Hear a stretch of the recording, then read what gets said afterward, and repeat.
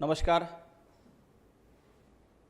Bharatiya Janata party प्रदेश कार्यालयामध्ये आयोजित या पत्रकार परिषदेमध्ये आपल्या सगळ्यांचं स्वागत। पश्चिम बंगाल, आसाम या ठिकाणी पराभव झाल्यानंतर आणि ममता दीदींचा देखील पश्चिम बंगालमध्ये दारुण पराभव झाल्यानंतर जनाब संजय राऊत ताटकन झोपेतून उठले आणि गेली अनेक वर्ष मुंबईमध्ये बसून राहणारे, भांडूपच्या घरात बसून राहणारे, सामना कार्यालयात बसून राहणाऱ्या संजय राऊत यांना नाशिकची वाट धरावी लागली। त्यांना लक्षात आलं की जनतेमध्ये गेलं नाही तर ममता दीदीसारखा येणाऱ्या काळात पुन्हा एकदा आपला पराभव होईल।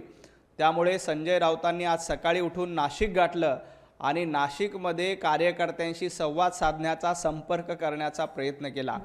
संजय राऊत, तुम्ही नाशिकमध्ये कितीही आपटली, तुम्ही नाशिकमध्ये कितीही गिरट्या घातल्या, नाशिकमध्ये कितीही फेऱ्या मारल्या, तरी ज्या पद्धतीनं पश्चिम बंगालमध्ये ममता दीदींचा पराभव झाला त्याच पद्धतीनं मुंबईमध्ये तुमचा पराभव झाला, नाशिक महापालिकेत पराभव झाला, जिल्हा परिषदेमध्ये पराभव झाला। येणाऱ्या काळामध्ये तुम्ही कितीही पक्ष बांधणीचा विचार केला, संजय राऊत तुम्ही जोपर्यंत हिंदुत्ववादाची साथ देत नाहीत तोपर्यंत तुमच्या पक्ष बांधणीला काहीही अर्थ होणार नाही। नाशिकमध्ये फिरा, जळगावला फिरा, धुळेला फिरा, जनता तुमच्या पाठीशी उभी राहणार नाही।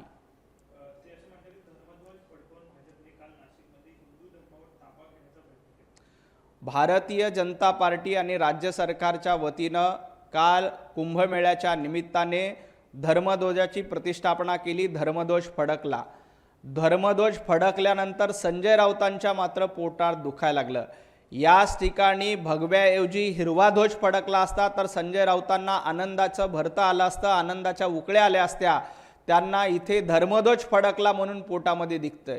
त्यांना इथे हिरवा झेंडा फडकला असता तर संजय राऊतांना प्रचंड आनंद झाला असता। त्यामुळं अशा पद्धतीनं हिंदुत्व सोडल्यामुळं, बाळासाहेब ठाकरे यांच्या विचारांना सोडल्यामुळं संजय राऊत आणि तुमच्या पक्षाची ही अवस्था झाली। नाशिकमध्ये कुंभमेळ्याच्या निमित्ताने धर्मध्वज फडकला। हा धर्मध्वज हिंदू धर्माचा आहे, हा धर्मध्वज सनातनाचा आहे, हा धर्मध्वज प्रत्येक त्या हिंदू नागरिकाचा आहे जो वर्षानुवर्ष आपली परंपरा, आपली संस्कृती जपतो। संजय राऊत, या धर्मध्वजाचं महत्त्व तुम्हाला कळणार नाही, कारण तुम्ही भगवा सोडून हिरवा हाती घेतलाय। तुम्हाला आता हिरवा फडकल्यानंतर आनंद होतोय।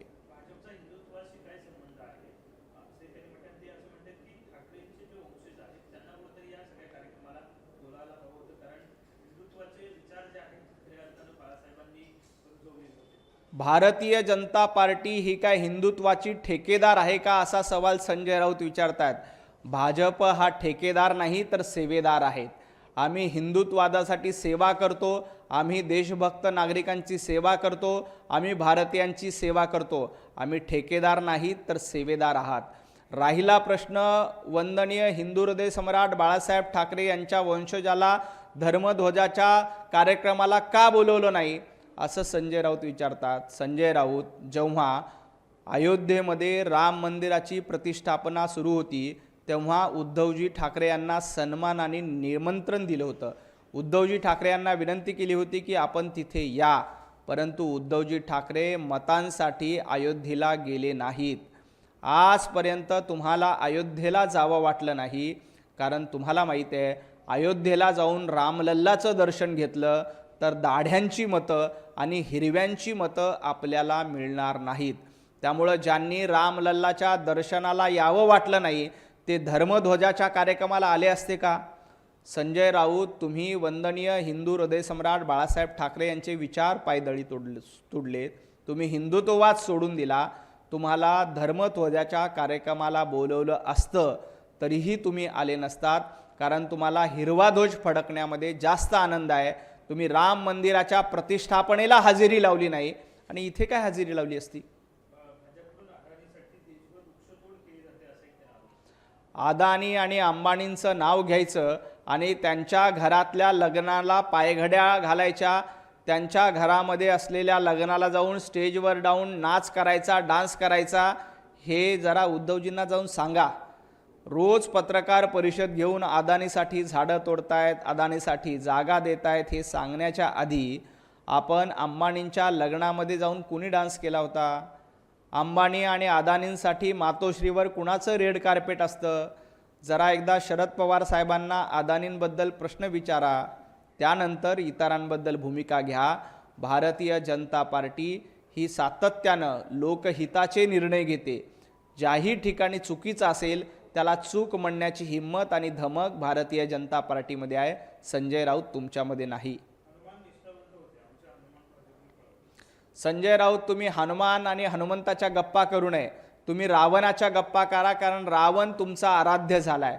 ज्या पद्धतीनं रावणाने सीतेचं हरण केलं तशाच पद्धतीनं तुम्ही महिलेला त्रास देतायत, महिलांची छेडछाड करण्याचं काम संजय राऊत तुम्ही करतायत.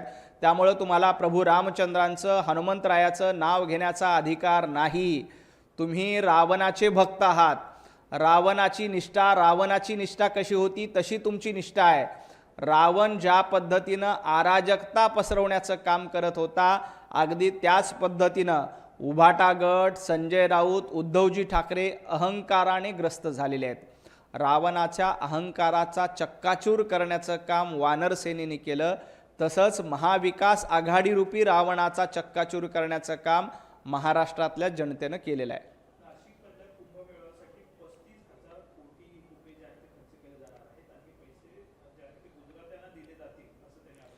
कुंभमेळ्यासाठी 35,000 कोटी रुपये खर्च होत असतील तर संजय राऊत तुमच्या पोटामध्ये दुखतं. हाच कार्यक्रम इस्तेमाचा असता, हाच कार्यक्रम हिरव्यांसाठी असता, हाच कार्यक्रम औरंगजेबाच्या कबरीचं सुशोभीकरण करण्यासाठीचा असता, हाच कार्यक्रम याकूब मेमनच्या कबरीचं सुशोभीकरण असता, तर 35,000 कोटी काय 70,000 कोटी दिले असते तरी संजय राऊतांनी त्याचं स्वागत केलं असतं, त्याला विरोध केला नसता. संजय राऊत 35,000 कोटी रुपये तिथल्या हिंदू बांधवांच्या सुरक्षेसाठी, हिंदू बांधव कुंभमेळ्याला येणार आहेत त्यांच्या व्यवस्थेसाठी खर्च होणार आहेत. त्यामुळं तुम्ही याकूब मेमनच्या कबरीवर किती रुपये खर्च केले ते आधी हिशोबात द्या. तुम्हाला औरंगजेबच्या कबरीचं सुशोभीकरण केलेलं चालतं, परंतु हिंदूंच्या कुंभमेळ्याला केलेला खर्च चालत नाही.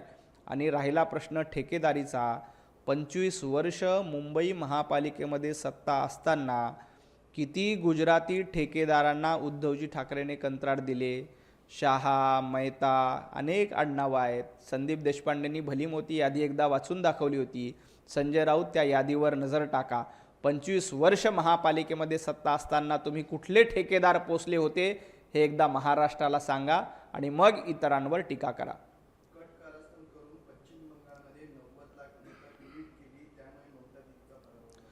ममता दीदींचा पराभव हा अहंकारामुळे झाला.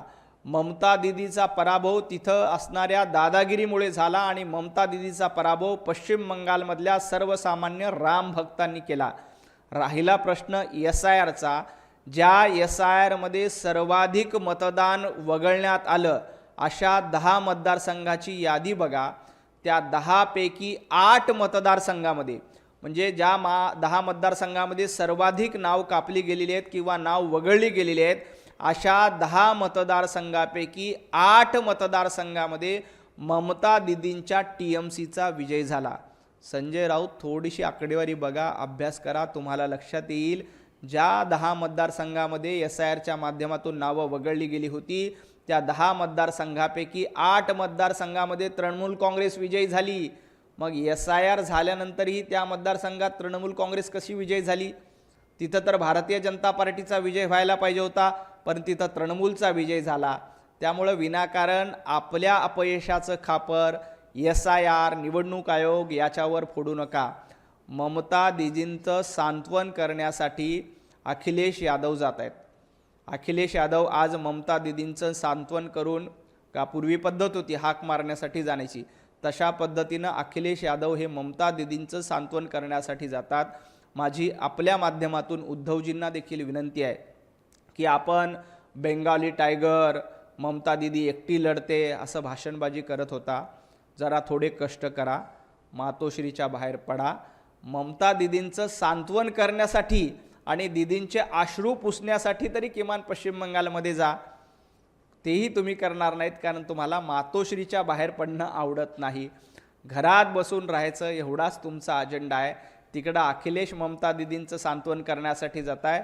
थोडे कष्ट करून कोलकात्याला जाऊन ममता दिदींचे अश्रू पुसा. निवडणूक जिंकण्यासाठी भाजप देशात आग लावते. बंगालमधील हिंसाचाराला भाजपच जबाबदार आहे. पश्चिम बंगालमध्ये हिंसाचार झाला की भारतीय जनता पार्टी जबाबदार, आणि पश्चिम बंगालमध्ये मुख्यमंत्री पदाचा राजीनामा देणार नाही हे योग्य. संजय राऊत किती दुटप्पीपणा करताय. सध्या पश्चिम बंगालमध्ये ममता दिदी राजीनामा द्यायला तयार नाहीत, कारण त्यांना पराभव मान्य नाही आणि त्याचं समर्थन तुम्ही करतायत. पश्चिम बंगालमध्ये ज्या पद्धतीनं ममता बॅनर्जींच्या गुंडांकडनं सोमेंदू अधिकारी यांचे पीए यांची हत्या करण्यात आली, या घटनेनंतर पश्चिम बंगालमध्ये कशा पद्धतीनं 15 वर्ष ममता दिदीने गुंडगिरी केली असेल याची कल्पना तुम्हाला येते. ममता दिदींची दहशत काय होती याची कल्पना तुम्हाला येईल. त्यामुळं आता भारतीय जनता पार्टीचं 9 तारखेला सरकार स्थापन होईल. हे सरकार स्थापन झाल्यानंतर पश्चिम बंगालमधली दहशत, पश्चिम बंगालमधली दिदीगिरी समूळ नष्ट करण्याचं काम तिथले मुख्यमंत्री, तिथलं सरकार निश्चितपणे करतील, यात अजिबात शंका नाही. तामिळनाडूमध्ये बहुमतासाठी TVKकडे पूर्ण आकडेवारी नाही. TVKनी ज्या वेळेला आपल्या उर्वरित आमदारांचं समर्थन, म्हणजे त्यांचे 107 108 आमदार आहेत, उर्वरित 5-6 आमदार त्यांना कमी पडत आहेत, ज्या क्षणी ते आमदारांचं समर्थनपत्र राज्यपालांना देतील त्या क्षणी राज्यपाल थलपती विजय यांना शपथविधीसाठी बोलवतील. तुम्ही बहुमतासाठीचं आकडेवारीच राज्यपालांकडे देत नसाल तर तुम्हाला शपथविधीसाठी कसं बोलवलं जाईल. तुम्ही आता DMKची साथ सोडून तिथं काँग्रेस थलपती विजय यांच्यासोबत जाते असं लक्षात येतं आहे. काँग्रेसची परंपरा आहे की याआधी DMK सोबत संसार थाटला.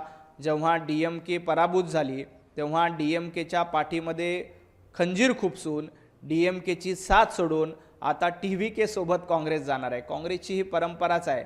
आपल्या मित्राला दगा द्यायचा, मित्रांच्या पाठीमध्ये खंजीर खुपसायचा, मित्रांचा वापर झाला की फेकून द्यायचा, ही काँग्रेसची परंपरा पुन्हा एकदा तमिळनाडूच्या निमित्ताने दिसायला लागली.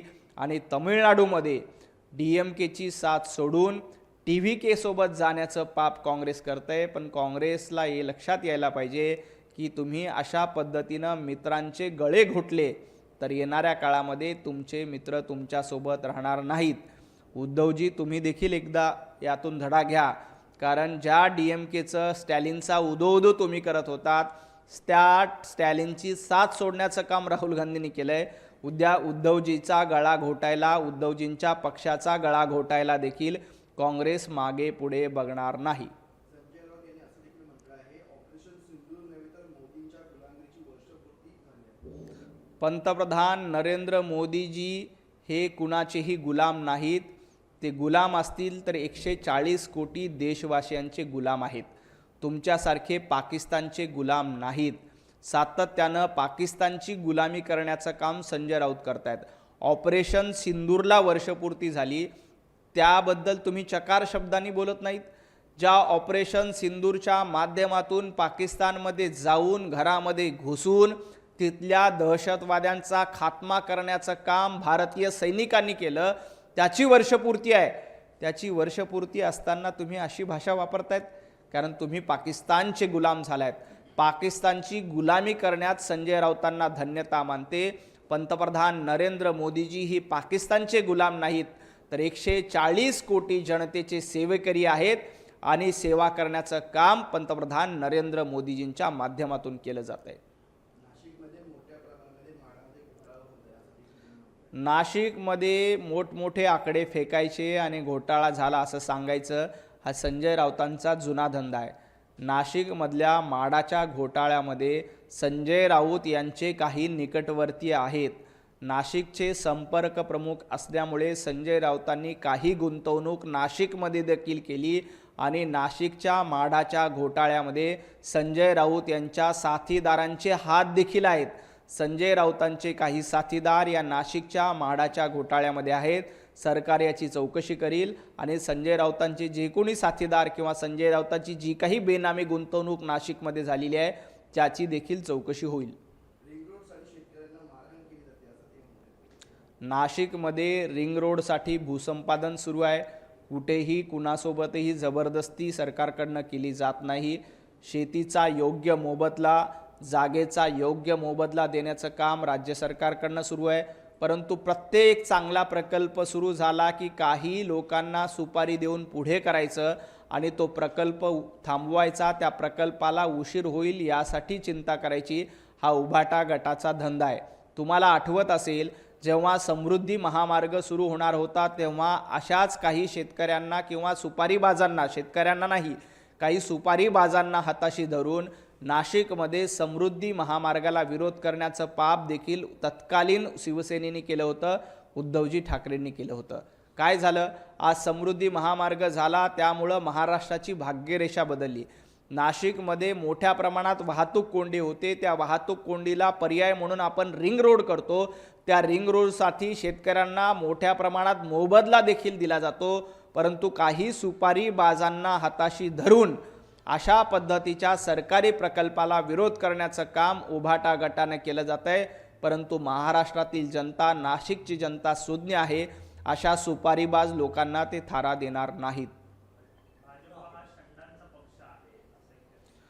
महाराष्ट्रामध्ये आणि देशामध्ये शंड कोण आहे याचा निकाल 2024च्या विधानसभेला लागलाय.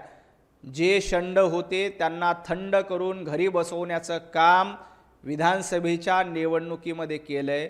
त्यामुळे संजय राऊत, तुम्ही किती बालिश वायफळ बडबड करता हे देखील महाराष्ट्राला माहीत आहे.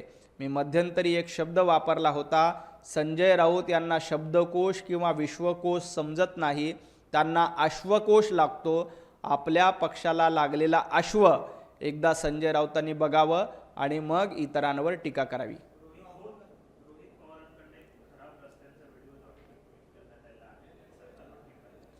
ज्या पद्धतीनं हा व्हिडिओ आहे त्या ठेकेदारावर निश्चितपणे कारवाई केली जाईल. या व्हिडिओची सत्यता तपासली जाईल.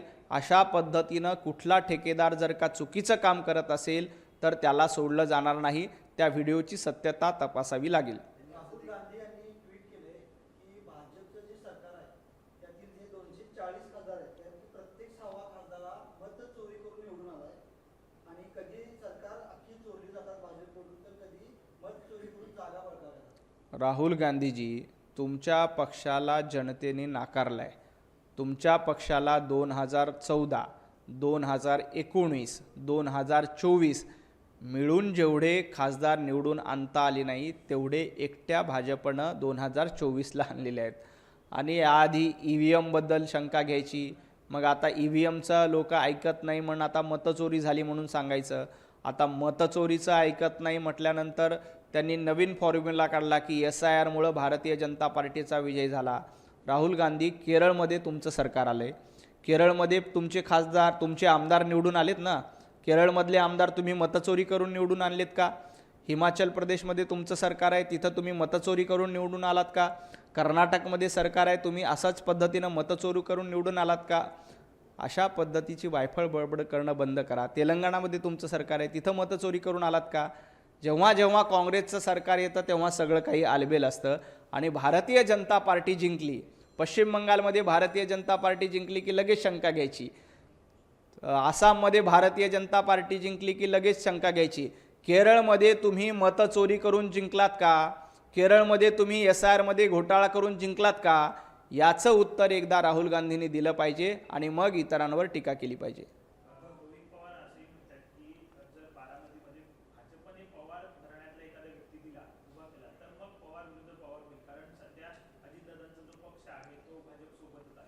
रोहित पवारांची इच्छा आहे की बारामतीमध्ये पवार विरुद्ध पवार सामना व्हावा आणि रोहित पवारांना महाराष्ट्राचा मुख्यमंत्री होण्याची घाई झालेली आहे.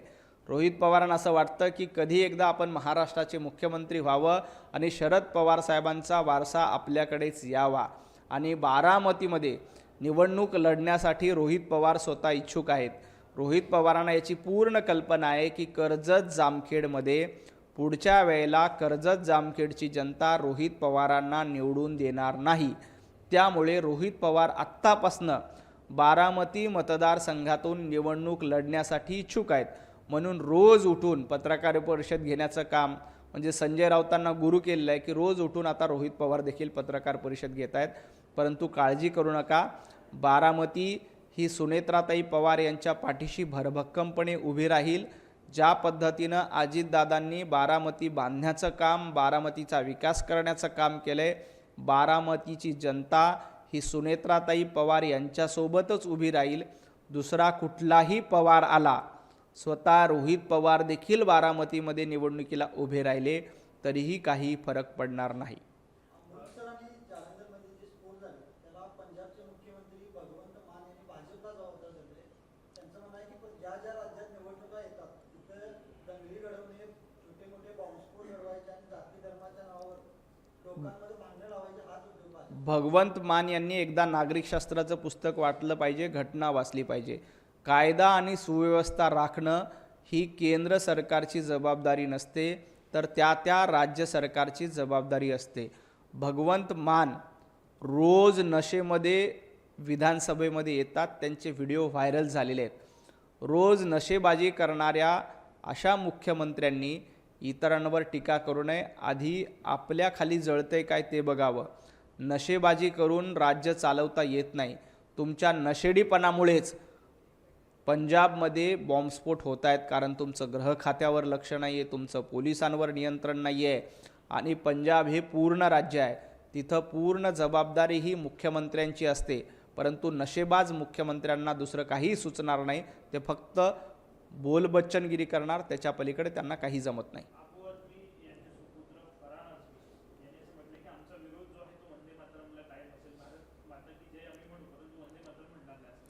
अबू आझमी, त्यांचा पक्ष, MIM या सगळ्यांना सांगायचं आहे, अगर इस देश में रहना होगा तो वंदे मातरम कहना होगा.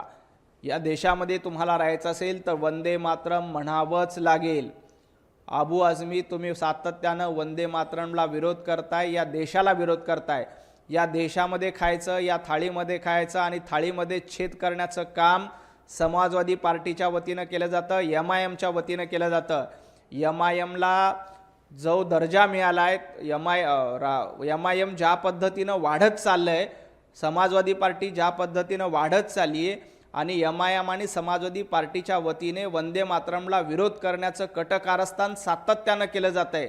परंतु एक लक्षात घ्या, वंदे मातरमला विरोध केला तर या देशातली जनता तुम्हाला अस्तित्व देखील ठेवणार नाही. कारण वेदमंत्राहून आम्हा वंदे वंदे मातरम असं म्हणत या वंदे मातरमनं स्वातंत्र्याच्या लढ्यामध्ये एक धगधगता मंत्र म्हणून काम केलेलं आहे. या वंदे मातरमला समाजवादी पार्टी विरोध करत असेल, MIM विरोध करत असेल तर त्यांना धडा शिकवण्याचं काम निश्चितपणे केलं जाईल. तुम्हाला वंदे मातरम म्हणायचं नसेल तर तुम्ही खुशाल पाकिस्तानमध्ये जा. तुम्हाला तिथं जागा मिळणार नसेल तर बांगलादेशमध्ये जा. ती पाठवण्याची व्यवस्था लोकवर्गणी करून आम्ही करू.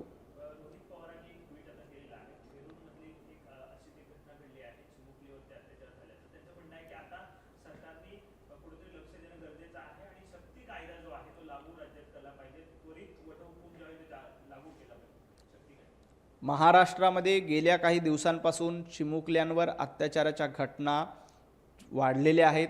या प्रकरणामध्ये गृह खातं अतिशय तत्परतेने कारवाई करतंय. या घटनेबद्दल कुणालाही पाठीशी घातलं जाणार नाही. जी काही चुकीचं केलं जातं आहे त्या आरोपींना तातडीनं फास्ट ट्रॅकवर शिक्षा ठेवण्याचं काम देखील सरकारच्या माध्यमातून सुरू आहे. रोहित पवारांना एवढीच विनंती आहे की याचं राजकारण करू नका. राजकारण करण्यासाठी आपल्याकडे वेगवेगळे मुद्दे आहेत, परंतु या चिमुकल्यांवर जे अत्याचार होत आहेत त्यांना कुणीही पाठीशी घालत नाहीत. पोलीस प्रत्येक ठिकाणी तातडीनं कारवाई करतात. अनेक प्रकरणामध्ये 18 तासात 24 तासाच्या आत आरोपीला अटक करण्याचं काम पोलिसांनी केलं आहे. अतिशय सजग राहून सतर्कतेच्या माध्यमातून पोलीस कामगिरी करत आहेत.